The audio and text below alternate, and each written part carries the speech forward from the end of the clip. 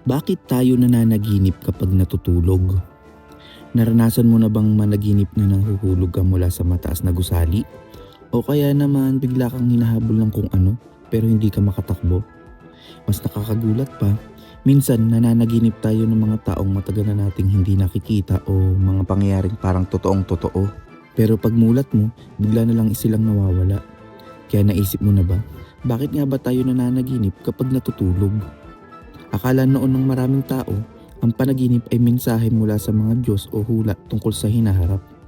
Pero ayon sa modernong siyensya, may mas kapanipaniwalang paliwanag. At ang lahat ng ito ay nagsisimula habang natutulog ang ating utak.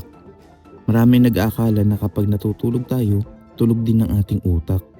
Pero hindi yun totoo. Habang nakapikit tayo, patuloy pa rin nagtatrabaho ang ating utak.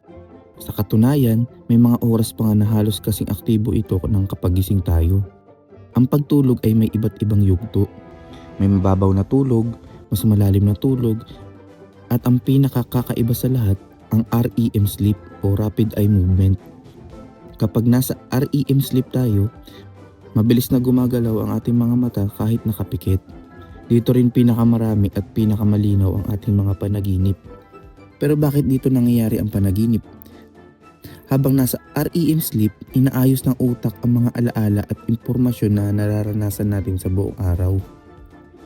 Parang nililinis nito ang mesa pagkatapos ng isang mahabang trabaho. Pinag-uugnay nito ang mga alaala, emosyon at mga karanasan. Dahil dito, nagkakahalo-halo ang iba't ibang impormasyon. Halimbawa, maaring nakita mo ang kaibigan mo sa umaga, nanood ka ng horror movie sa gabi, at bago matulog, naglaro ka ng basketball. Sa panaginip mo, maaaring makita mong naglalaro kayo ng basketball sa isang haunted house kasama ang kaibigan mo. Mukhang walang sense, pero para sa utak, normal lang iyon. Pinagdudugtong neto ang iba't ibang alaala habang inaayos ang mga ito. May isa pang nakakatuwang nangyayari. Habang nananaginip tayo, hindi gaanong aktibo ang bahagi ng utak na responsable sa lohikal na pag-iisip. Kaya kahit lumilipad ka o nakikipag-usap sa dinosaur, sa panaginip mo parang normal ang lahat. Hindi ka nagtataka dahil pansamantalang mahina ang kakayahan ng utak na suriin kung ano ang posible at hindi. Samantala, mas aktibo naman ang bahagi ng utak na may kinalaman sa emosyon. Kaya maraming panaginip ang puno ng saya, takot, lungkot o kaba. Yan din ang dahilan kung bakit minsan pagising natin ay ramdam pa rin natin ang emosyon ng ating napanaginipan. Pero may silbi ba talaga ang panaginip? Hanggang ngayon wala pang iisang sagot ang sayantipiko. May ilang pag-aaral na nagsasabing nakakatulong ang panaginip sa pagproseso ng emosyon. Para bang tinutulungan tayo ng utak na harapin ang mga karanasan at damdamin. May iba namang naniniwala na nakakatulong ito sa pagpapalakas ng memorya at pagkatuto. Mayroon ding teorya na ang panaginip ay parang simulation, isang ligtas na paraan para sanayin ng utak ang sarili sa iba't ibang sitwasyon nang walang tunay na panganib. Kaya maaring kaya tayo nananaginip na tumatakbo, lumalaban o umiiwas sa panganib. Parang ensayo lamang ito ng ating isipan. Pero bakit naman natin nakakalimutan ang karamihan sa ating panaginip?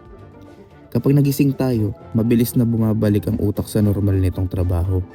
At dahil hindi itinuturing na mahalagang alaala ang karamihan sa panaginip, hindi na ito naiimbak ng matagal.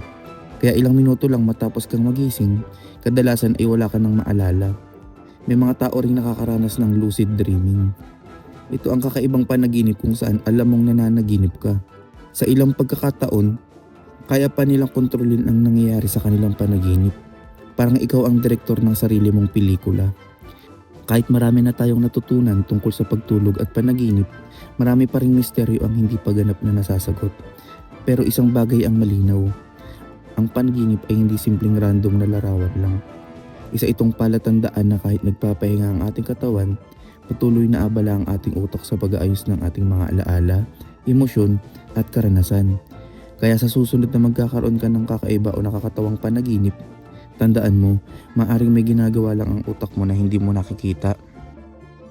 Kung nagustuhan mo ang video na ito at may bago kang natutunan, suportahan mo ang channel sa pamamagitan ng pag-like ng video. Huwag mo na rin kalimutang mag-subscribe sa Basti TV PH at pindutin ang notification bell para hindi mo ma-miss ang mga susunod nating content. dito sa Basi TV PH, mga tanong na akala mo simple lang pero may nakakagulat na paliwanag. At magkita-kita tayo sa susunod na video. Salamat.